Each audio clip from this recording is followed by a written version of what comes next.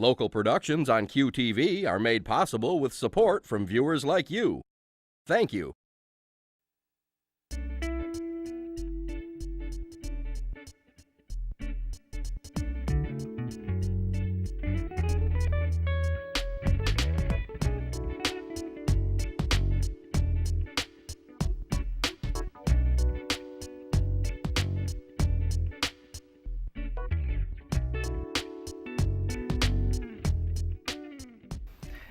Hello everyone and welcome to Uncommon Sense.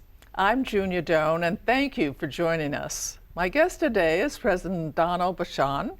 President Bachand became Saginaw Valley State University's 4th president in February of 2014. So welcome, Don. Well, it's a pleasure to be here with you, Julia. It's a wonderful university and with many, many majors. But basically, what are you responsible for? What does a president do? President does everything. Well, actually, the president's responsible for everything, every positive outcome and certainly every negative outcome. But it's like running a $180 million business with 1,500 employees, 10,000 students. We produce about $500 million worth of economic stimulus to the Tri-County region through purchasing power and students buying cars and buying computers and phones. We have the largest dining business in the Tri-County area, feeding all those students in our variety of restaurants. We house 3,000 students on our campus. We have one of the larger police departments, full-time police departments in Saginaw County. 11 full-time sworn degree holding police officers. So it's a big business, it's a big operation. So there are many components to it, and it's very interesting and a very rewarding way to spend time. I want to ask a question about the police department. Where is their responsibility ending and the local police department starting? Sure. Our campus is about 900 acres. Their primary responsibility is to care for our employees on the 900 acres and our 2 million square feet of office and classroom space. But these are certified officers, certified by the state of Michigan. They have the same police powers as any other police officer in the state. So they have jurisdiction when they're working with any other police officer anywhere in the state. So they assist the Sheriff's Department, Saginaw Township Police Department, state police anytime they're in need of additional resources with a reasonable proximity of campus. Well, you taught me something, that basically you're a city within. Yes, we are. Maybe you don't have a jail. No, we don't. We use the Saginaw County Jail. So do you have people under you that manage each of these functions, and I'm sure fundraising as well?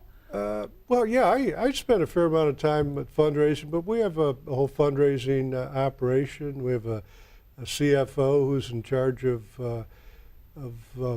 all the auxiliary operations, the housing, the facilities, the roads, the maintenance of buildings, the police department, purchasing, and then we have a provost who's the chief academic officer. So there are two principal officers, the provost and the CFO. So we have the academic side and the business side. That's correct. That's correct. And they work very closely together because obviously the academic side needs the business side for facilities, technology support, internet support, classroom modernization and upkeep. So it's although the functions are separated on an organizational chart, they have to work very closely together if we're going to meet our goals of educating young people and middle-aged people and older people in a first-class way. I was impressed with the range of bachelor's degrees you give, from criminal justice to electrical engineering to French. I mean, you go psychology, you go down design, graphic design. That's correct. Quite a few. That gave latitude that I didn't expect, because I actually didn't know between the so-called liberal arts and the so-called applied kinds of things, but very useful to have it so close and have it in such a beautiful well, thank you. And well-kept campus. Thank you. Yeah, the roots of SVSU are are in the liberal arts. I mean, we are very committed to a very strong foundation in liberal arts education for all majors. So we have very extensive general education requirements for all of our graduates, including nurses, engineers, occupational therapists. They all take literature. They all take 2 courses in composition, history, social studies, philosophy. So that's our job, is to present the graduates from our university that are well-rounded and well-read, plus, in addition, to be technically competent in their respective fields. I like that you kept graduation requirements in, as I noticed some schools have gone in a different direction. Yes, they have, but that's not a discussion that certainly we evaluate all of the trends on a national basis, but we're committed to a traditional liberal arts foundation as foundation for all of our graduates. So no doubt you have a board of directors. Yes, we do. We've got eight members that are all appointed to 8-year terms by the governor of the state of Michigan, and staggering terms. And what have you found is the best way to pull the board together to support your ideas? Well, we would just, as a matter of fact, yesterday we had a celebration that appreciated the fine work of Jeff Martin from Dow Chemical, who just finished his 8-year term on the board, and Jerome Yance from Bay City completed 16 years of service on the board. So I've just gone through the orientation for the 2 new board members, Vicki Rupp from the Dow Chemical Company, and Patrick McGinnis, who's the CEO of a company called Fathead, one of the Quicken Loan businesses out of Detroit. They both are graduates from SVSU, very successful graduates. Yes. I might add. But we spent an entire day orienting them on board policies, university policies. Both the new board members met with all the senior academic officials and administrative officials at the university, and we provided them with a plethora of material to assist them in learning more about the detailed aspects of SVSU. So that was the initial process, and Scott Carmona, our new board chair, spent a day with them as well, introducing them to the practices and the procedures we use for reviewing proposals that come to the board's attention during board meetings. And how do you get people with disparate views to coalesce so the board doesn't fracture? Well, we have a very well-developed strategic plan that is vetted and adopted by the Board of Control, the governing board. We provide updates and twice a year on the progress we've made on the strategic plan, because there are always components that you put in there as goals and objectives that need some modification, or conditions in the environment change where certain kind of objectives aren't as relevant now as they were when you developed the plan. So we have constant dialogue. And every June we have a retreat for board members, and we spend a couple days really going over where we are, where we're going, and what our goals for the upcoming year, 2, 3, and 4 years, where we're going. So it's a constant exchange of where we are, where we could or should be. Exactly. Well, going so back, no one's really confused about right. any of that. So in your earlier life, you were in Detroit. That's correct. As a policeman, what drew you to that kind of work? The police work? Yeah. Oh, well, I had a good friend of mine in high school. I went to Detroit Cooley High School, and his dad was a high-ranking police official with the Detroit Police Department. And he told me that they had these positions called police cadets. They were less than uniformed police officers, people under the age of 21, 18 to 21. He said it's a great job because they offer tuition reimbursement. You go to college, pass your classes, and they will reimburse you for the tuition costs. It's a good way to offset the cost of education. So that's how I kind of got started in police work, and after a couple of years working alongside real police people at the time, I really got the bug, and I made it. That's when I changed directions and knew that that's what I was going to. I was going to be the profession I was going to engage in. And what did being in those positions, what did you have to learn? Well, I had to learn a lot about people. So when I was in the civilian or the police cadet job, it was mostly kind of office work, paperwork, those kinds of things. But then as I turned 21, I went through the police academy for 16 weeks, and that's where you learn all the essential techniques and firearm use and investigative practices and procedures, interrogation techniques and the like. Did you bring that experience and have you used it at SVSU? I use it every day at How so? at work. Well, you're talking to people, communicating with people, asking questions. You're looking for information so you can understand problems and develop solutions. But before you can develop a solution, you really have to understand the problem. So if you question people the right way, you can kind of get a clear understanding of the problem and the scope of it. The little parts that make it complex. And from that information, you develop solutions. There's no sense in developing a solution for a problem that doesn't exist or a problem that you don't understand. What is the right way to ask questions, to solicit that core? Well, you have to be earnest about it. You have to convince people that you're really interested in what the problem is, and that you really want to know what the problem is, and that you have a noble interest in understanding and resolving the problem. So you have to people have to have faith in you and confidence that you're making these inquiries for all the right reasons, not because you have to, but because you want to, because you're looking for some positive outcome or solution. In your experience, what does it take for people to have faith in you? Well, I think I think there has to be some behavior that is observed or noticed by others over a period of time where people that don't even know you have no reason to believe that you're not earnest in what you're doing, that you can't be trusted.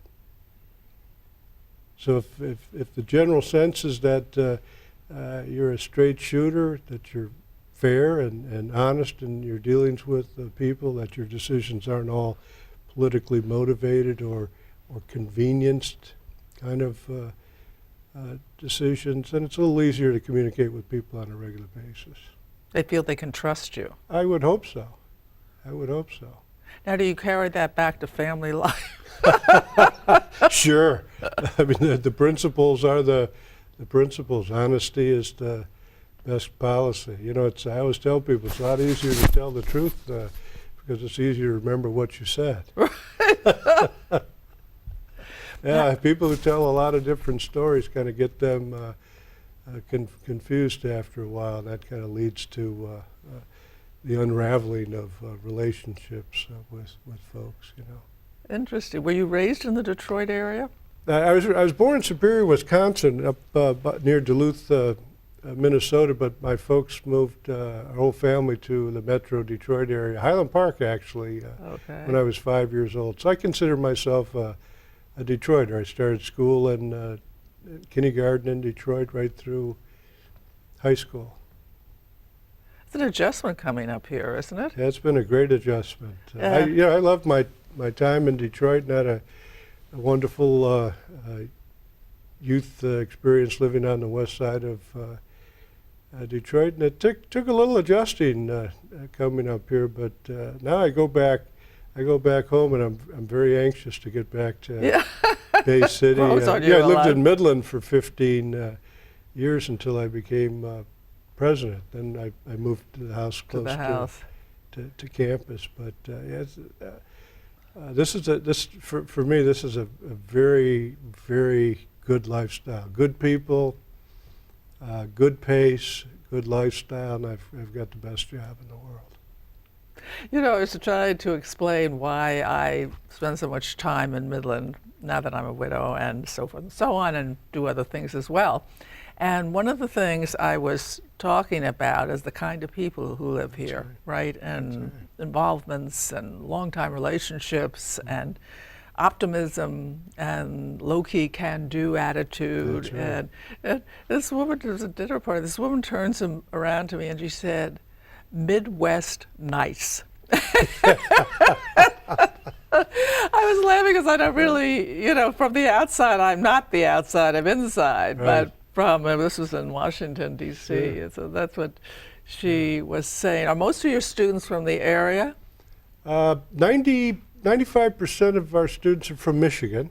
Right. And Saginaw Bay and Midland counties are our biggest draw for students. We have a lot of students from Genesee County, a lot of students from Macomb, a lot of students up north, some from the UP, but yeah, kind of the middle part of the state is a big draw for us. And that's not unusual for a regional public institution like ours to have that pattern. But interestingly, we have over 10% of our student body are international students. How do they find you? They found us through, we have a recruitment staff. Oh. We happen to be a very affordable institution. Yes. We're Remarkably. Yeah, we're the lowest tuition public university in the state of Michigan by a pretty good number. We attribute that to a very defined mission. We're not creating a whole bunch of programs or trying to be an institution that we weren't designed to be. We're an primarily undergraduate university. Provide a broad range of programs in undergraduate education with a handful of graduate programs for students that would benefit from graduate education in our region. Teachers, for the most part, MBA students, accountants. Is that what it meant by a certificate in? When I was reading the majors and the minors, every once in a while I'd encounter certificate in. Yeah, there are certain... Or something certificate. Yeah, in some programs, like oftentimes you'll find in a social work program, a sociology program, a certificate in gerontology, which means you've taken a combination of courses in aging-related courses that when you put them all together and you look at them in sequence, it makes sense to call it a certificate. And that's an undergraduate, or that's a sort of part of the graduate thing you said? It can happen at both levels, undergraduate and graduate level. Do students come with you, or potential students, with the idea that why don't you start a major in or a minor in or certificate? Oh, they do, and we're constantly looking at that. I mean, we didn't have occupational therapy 35 years ago. That kind of emerged, but typically it doesn't come from students. It comes from faculty and academic leadership at the university that look out and see the need or the emerging need because they're involved in their profession, that these degrees are coming down the pike. And it's like, for example, in nursing, we had to start a doctoral program in nursing because the nurse practitioner degree, which was a master's degree, at the state level or at the national level, is moving to a doctoral level. So if you're going to produce nurse practitioners, you had to move to the doctoral level or leave the business. And since we provide so many nurse practitioners for so much of the healthcare industry in the region, we felt we had to start the program to continue to serve the people that we're here to serve. Hospitals, nursing homes, and the like. You know, I've noticed since I went to school that when we went for the enrichment and blah blah like that, but the emphasis now is it a good investment? What am I going to be trained to do? Or at least in part it's that way. In your not the recruiting so much, but the advising people, certainly they must advise students when they're there before they declare a major what the likelihood of employment is, what the level of remuneration is at the beginning level, at the starting level, so that people, sometimes I think they don't know how to get information to make a decision they can be happy with 10 years later. Well, you know, students haven't changed all that much since I was a student. You know, you kind of go off to the university and you think you know what you're going to study because you haven't studied a lot of other things. Yes. Then you actually get enrolled in a program, you start taking these general education courses, and you say, "Wow, philosophy. I never really knew what that is, but it's really interesting." And for me, it was psychology was very interesting. And students find out that they think they want to be nurses until they see blood or until they see sick people. You know, the book part of nursing is one thing. The environment where the people you're working with are ill and is different. So it's not unusual to have students, once they enter like some of the practicum components of their discipline, say that, you know, this really isn't for me. And I think what we do at SVSU with so many of our programs is we provide students with the opportunity to have practicum experiences in businesses and industry and in classrooms, and that's where you kind of get this firsthand experience in what you think you're really interested in.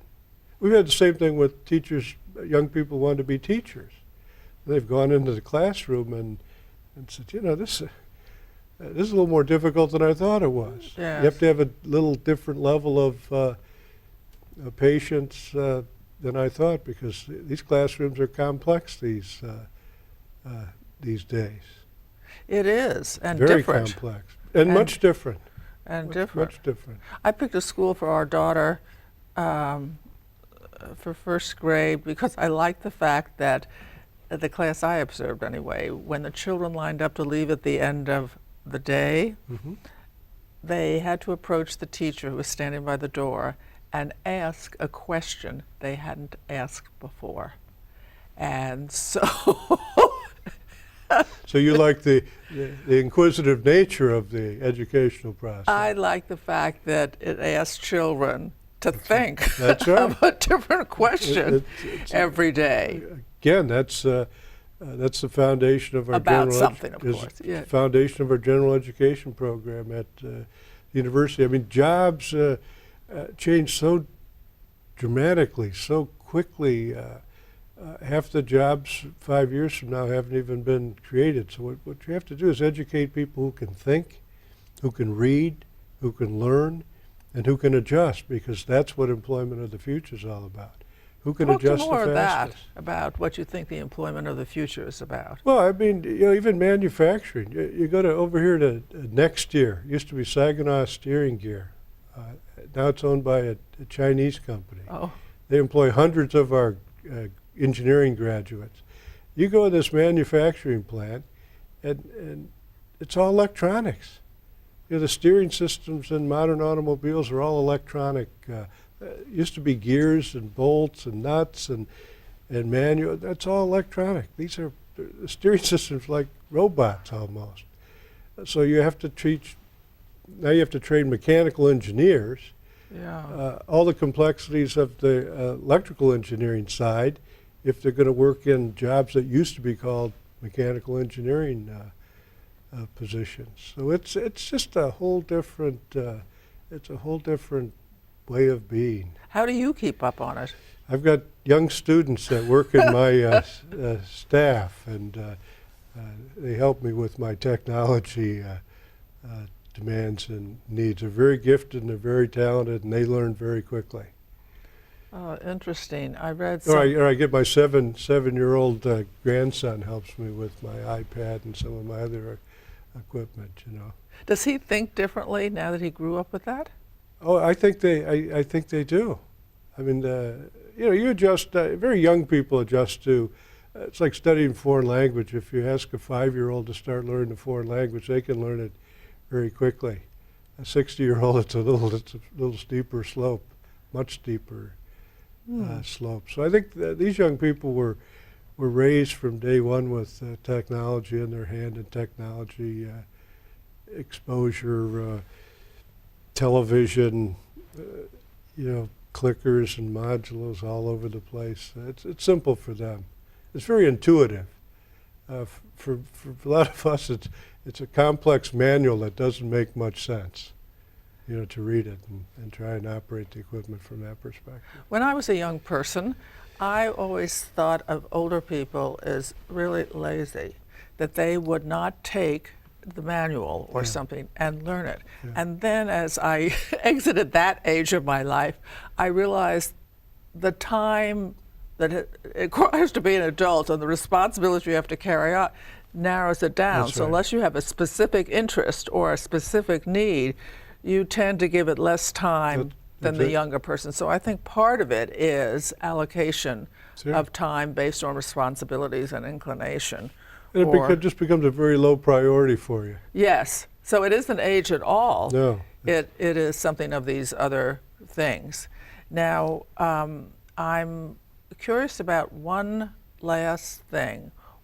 How do you create curiosity or can advance it in people's minds? Oh, it's a gift that so many of our faculty at the university have. You know, it's one thing to stand up in front of a group of 35 students for 3 hours and talk in monotone and pass on information. It's a gift, and it's a technique to make students curious about what you're talking about, curious about learning more, curious enough to stretch themselves. And a lot of times you create that curiosity by creating exercises that are stimulating to students. I'm going to have to interrupt, but that's really good. So thank you for teaching me to get to the right question for the right problem. Thank you for teaching me to listen and also be trustworthy, follow what you say you're doing. And thank you for your sense of stability that you bring to people. I really appreciate that very much. Well, thank you for having me on your Yeah, that was just really wonderful. To contact Junia, send her an email at info@juniadone.com. For more information, program schedules, and news about future guests, go to www.juniadone.com.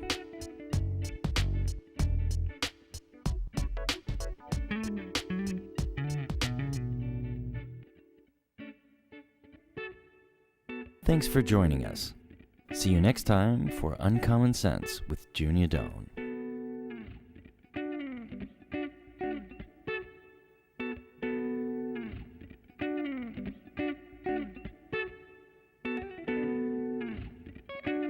Local productions on QTV are made possible with support from viewers like you. Thank you.